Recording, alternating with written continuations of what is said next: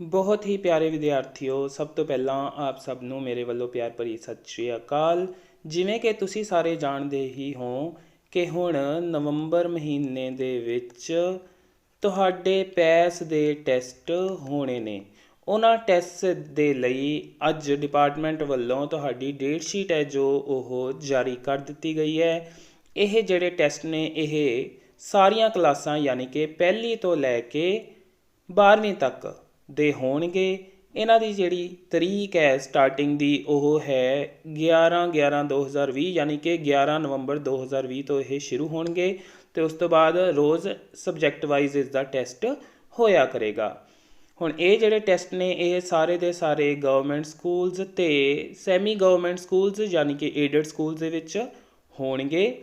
ਇਹਨਾਂ ਦੇ ਲਈ ਜਿਹੜੀ ਡੇਟ ਸ਼ੀਟ ਹੈ ਉਹ ਪ੍ਰਾਇਮਰੀ, ਅੱਪਰ ਪ੍ਰਾਇਮਰੀ ਯਾਨੀ ਕਿ 8th ਤੱਕ ਅਤੇ ਉਸ ਤੋਂ ਬਾਅਦ ਜਿਹੜੇ 10th ਤੱਕ ਸਕੂਲਸ ਨੇ ਅਤੇ +2 ਤੱਕ ਜਿਹੜੇ ਸਕੂਲਸ ਨੇ ਉਹਨਾਂ ਸਾਰਿਆਂ ਦੀਆਂ ਜਿਹੜੀਆਂ ਕਲਾਸਿਸ ਨੇ ਉਹਨਾਂ ਦੇ ਲਈ ਜਾਰੀ ਕਰ ਦਿੱਤੀ ਗਈ ਹੈ। ਸਭ ਤੋਂ ਪਹਿਲਾਂ ਆਪਾਂ ਗੱਲ ਕਰਦੇ ਹਾਂ ਜਿਹੜਾ ਇਹ ਟੈਸਟ ਹੈ ਉਸਦੀ ਜੋ ਪ੍ਰਾਇਮਰੀ ਕਲਾਸਿਸ ਦੀ ਡੇਟ ਸ਼ੀਟ ਹੈ ਉਸ ਦੇ ਬਾਰੇ।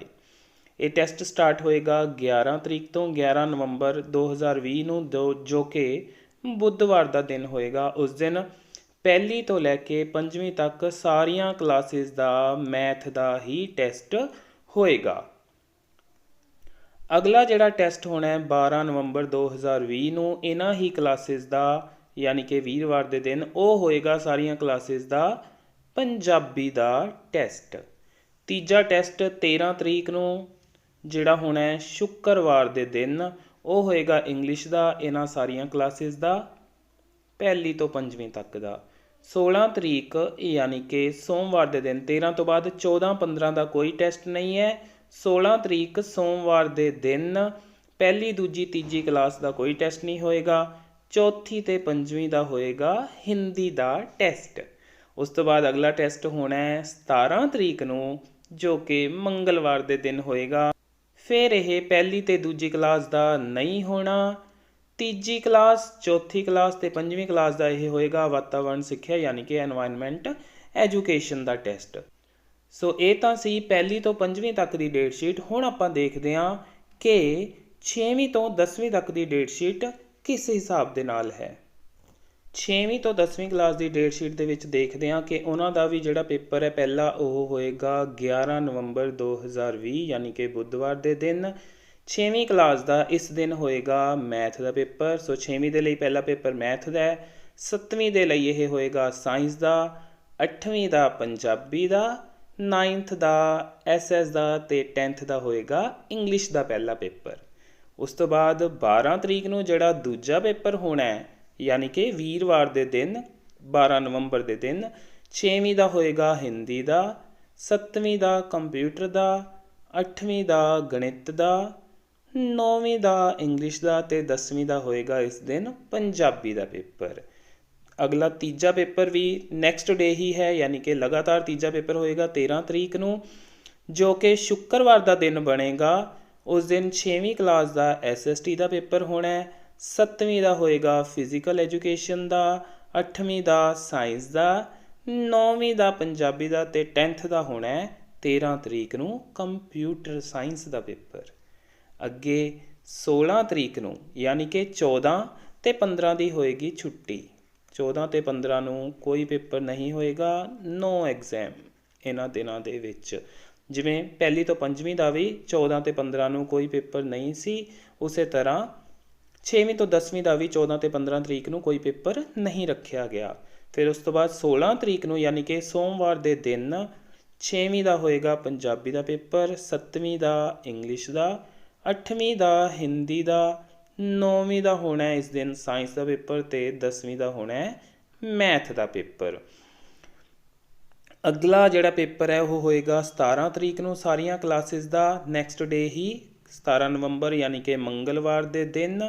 6ਵੀਂ ਦਾ ਹੋਣਾ ਹੈ ਸਾਇੰਸ ਦਾ ਪੇਪਰ, 7ਵੀਂ ਦਾ ਪੰਜਾਬੀ ਦਾ, 8ਵੀਂ ਦਾ ਹੋਏਗਾ ਇਸ ਦਿਨ ਇੰਗਲਿਸ਼ ਦਾ ਪੇਪਰ, 9th ਦਾ ਹੋਣਾ ਹੈ ਹਿੰਦੀ ਦਾ ਪੇਪਰ ਅਤੇ 10th ਦਾ ਹੋਏਗਾ ਇਸ ਦਿਨ ਫਿਜ਼ੀਕਲ ਐਜੂਕੇਸ਼ਨ ਯਾਨੀ ਕਿ ਸਰੀਰਕ ਸਿੱਖਿਆ ਦਾ ਪੇਪਰ। ਨੈਕਸਟ ਪੇਪਰ ਹੋਣਾ ਹੈ 18 ਤਰੀਕ ਨੂੰ ਸਾਰੀਆਂ ਕਲਾਸਿਸ ਦਾ। 18 ਨਵੰਬਰ ਨੂੰ ਬੁੱਧਵਾਰ ਦੇ ਦਿਨ 6ਵੀਂ ਦਾ ਹੋਣਾ ਕੰਪਿਊਟਰ ਦਾ ਪੇਪਰ, 7ਵੀਂ ਦਾ ਹੋਏਗਾ ਹਿੰਦੀ ਦਾ, 8ਵੀਂ ਦਾ ਹੋਣਾ ਫਿਜ਼ੀਕਲ ਐਜੂਕੇਸ਼ਨ ਦਾ, 9ਵੀਂ ਦਾ ਮੈਥ ਦਾ ਅਤੇ 10th ਦਾ SST ਦਾ। ਇਸ ਵਾਰ ਜਿਹੜੇ ਪੇਪਰ ਨੇ ਉਹ 6 ਮੇਨ ਸਬਜੈਕਟਸ ਦੇ ਨਾ ਹੋ ਕੇ ਸਾਰੇ ਸਬਜੈਕਟਸ ਦੇ ਹੋ ਰਹੇ ਹੈ। ਪਿਛਲੀ ਵਾਰ ਜਿਹੜੇ ਇਹ ਪੇਪਰ ਹੋਏ ਸੀ ਪੈਸ ਦੇ, ਉਹ ਪਹਿਲਾਂ 6 ਸਬਜੈਕਟਸ ਦੇ ਮੇਨ ਹੋਏ ਸੀ, ਉਸ ਤੋਂ ਬਾਅਦ ਦੇ ਵਿੱਚ ਨਵੀਂ ਡੇਟ ਸ਼ੀਟ ਜਾਰੀ ਹੋਈ ਸੀ ਕੰਪਿਊਟਰ ਅਤੇ ਫਿਜ਼ੀਕਲ ਦੇ ਪੇਪਰਾਂ ਦੇ ਲਈ, ਜੋ ਕਿ ਬਾਅਦ ਦੇ ਵਿੱਚ ਵੱਖਰੇ ਤੌਰ 'ਤੇ ਲਈ ਗਈ ਸੀ। ਪਰ ਇਸ ਵਾਰ ਫਿਜ਼ੀਕਲ ਐਜੂਕੇਸ਼ਨ ਅਤੇ ਕੰਪਿਊਟਰ ਸਾਇੰਸ ਦੇ ਸਬਜੈਕਟਸ ਨੂੰ ਵੀ ਇਸ ਡੇਟ ਸ਼ੀਟ ਦੇ ਵਿੱਚ ਸ਼ਾਮਿਲ ਕੀਤਾ ਗਿਆ ਹੈ। ਅਗਲੇ ਪੇਪਰ ਦੀ ਗੱਲ ਕਰੀਏ 19 ਤਰੀਕ ਵਾਲੇ ਦੀ, ਜੋ ਕਿ ਵੀਰਵਾਰ ਦੇ ਦਿਨ ਬਣਦਾ ਹੈ।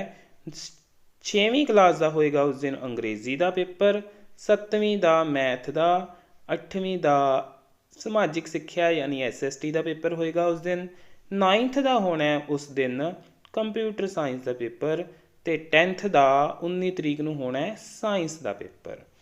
ਅੱਗੇ ਜਿਹੜਾ ਇਹਨਾਂ ਸਾਰੀਆਂ ਕਲਾਸਿਸ ਦਾ ਲਾਸਟ ਪੇਪਰ ਹੋਣਾ ਉਹ ਹੋਣਾ 20 ਤਰੀਕ ਨੂੰ ਯਾਨੀ ਕਿ ਸ਼ੁੱਕਰਵਾਰ ਦੇ ਦਿਨ।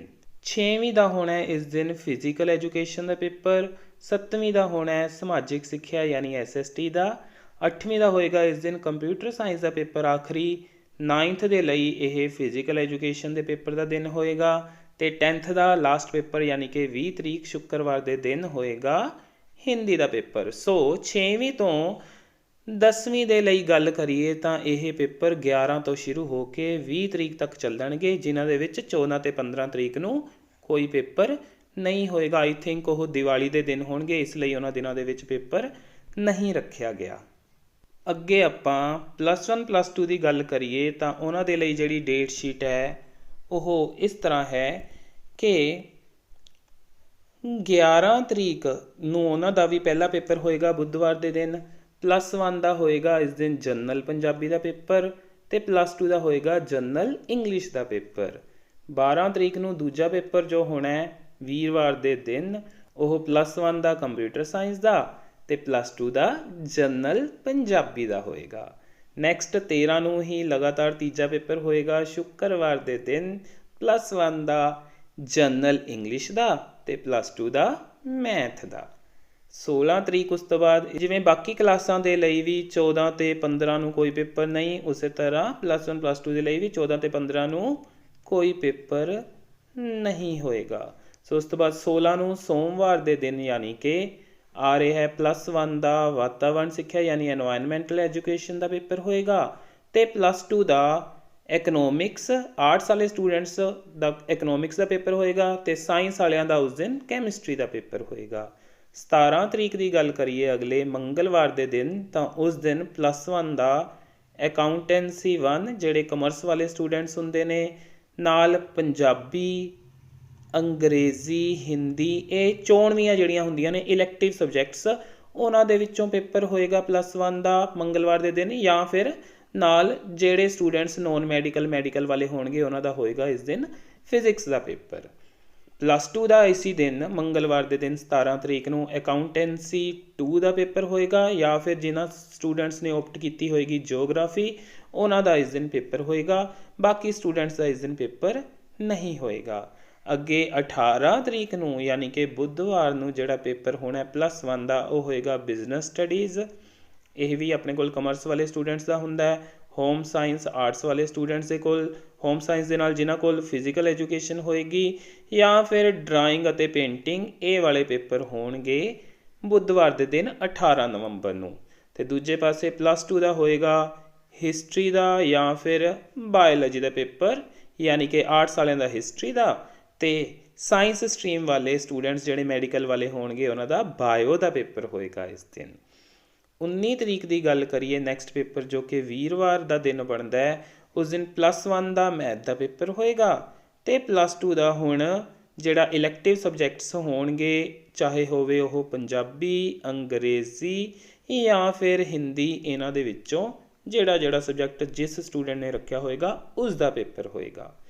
ਅਤੇ ਇਸ ਤੋਂ ਬਾਅਦ 20 ਤਰੀਕ ਦੀ ਗੱਲ ਕਰੀਏ ਸ਼ੁੱਕਰਵਾਰ ਦੇ ਦਿਨ ਤਾਂ +1 ਦਾ ਇੱਥੇ MOP ਕੋਈ ਸਬਜੈਕਟ ਹੈ, ਨਾਲ ਓਬਲੀਕ ਹਿਸਟਰੀ ਹੈ, ਸੋ ਜਿਨ੍ਹਾਂ ਦਾ ਹਿਸਟਰੀ ਦਾ ਸਬਜੈਕਟ ਹੈ ਉਹਨਾਂ ਦਾ ਹਿਸਟਰੀ ਦਾ ਪੇਪਰ ਹੋਏਗਾ ਇਸ ਦਿਨ।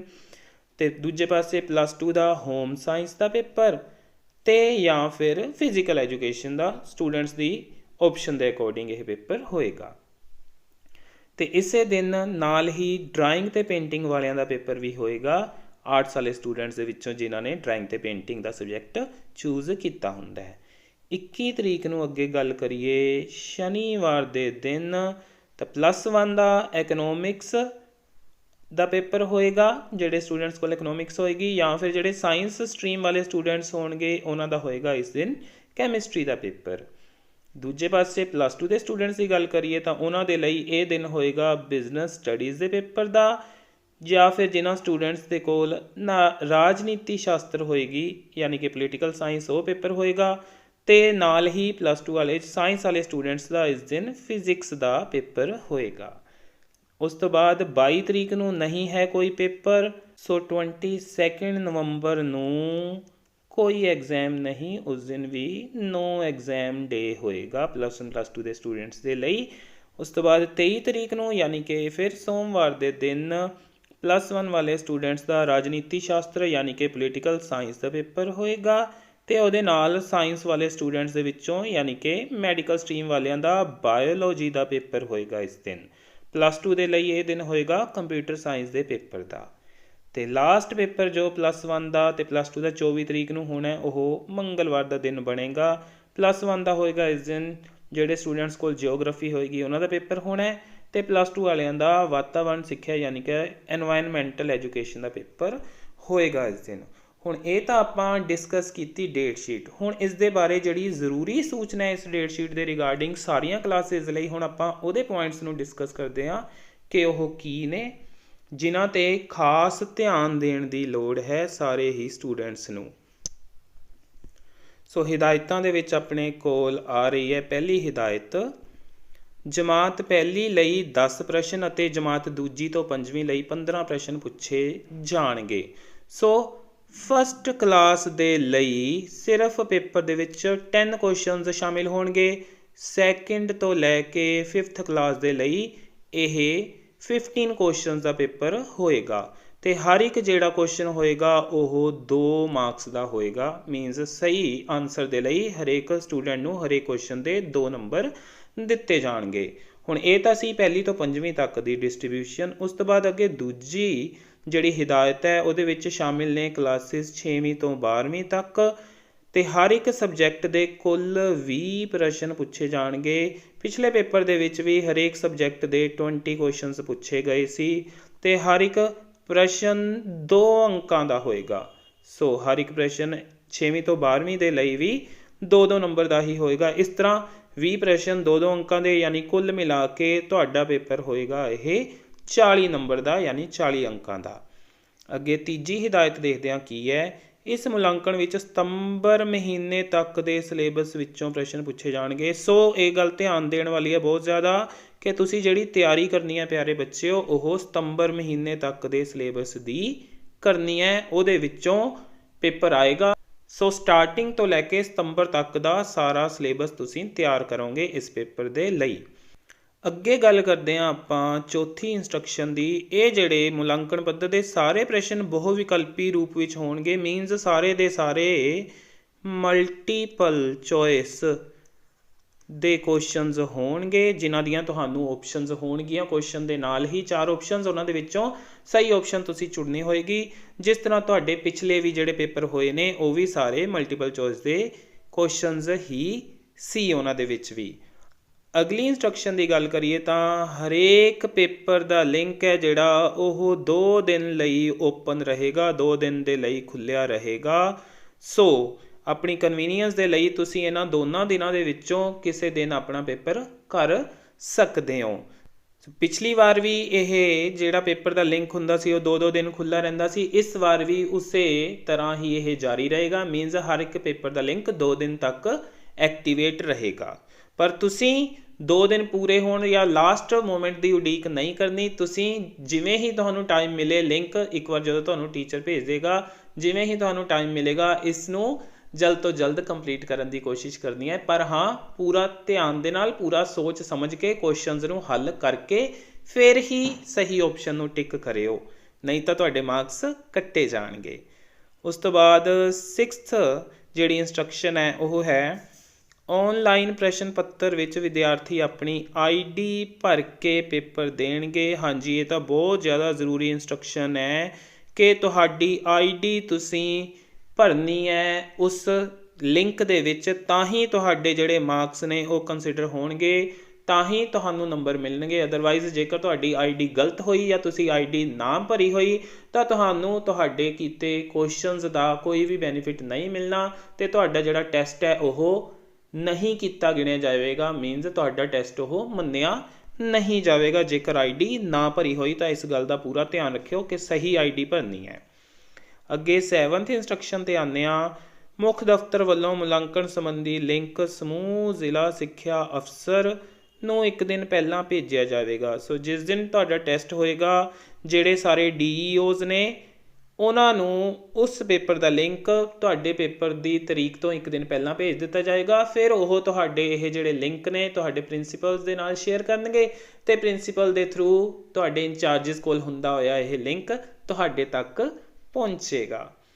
ਉਸ ਤੋਂ ਬਾਅਦ 8th ਇੰਸਟਰਕਸ਼ਨ ਦੀ ਗੱਲ ਕਰੀਏ ਤਾਂ ਪੇਪਰ ਵਾਲੇ ਦਿਨ ਅਸਾਈਨਮੈਂਟਸ ਨਹੀਂ ਭੇਜੀਆਂ ਜਾਣਗੀਆਂ ਤਾਂ ਜੋ ਵਿਦਿਆਰਥੀ ਪੇਪਰ ਦੀ ਤਿਆਰੀ कर सकन। हाँ जी, यह गल बहुत ही वधिया कीती है डिपार्टमेंट ने कि जिस दिन तुहाडा पेपर होएगा उस दिन होर कोई फालतू काम कोई असाइनमेंट तुहानू करन दे लई नहीं भेजी जाएगी तां कि तुसी अपने पेपर दे उत्ते फोकस कर सको ते पेपर की तैयारी करके उसनू चंगी तरह अटैम्प्ट कर सको।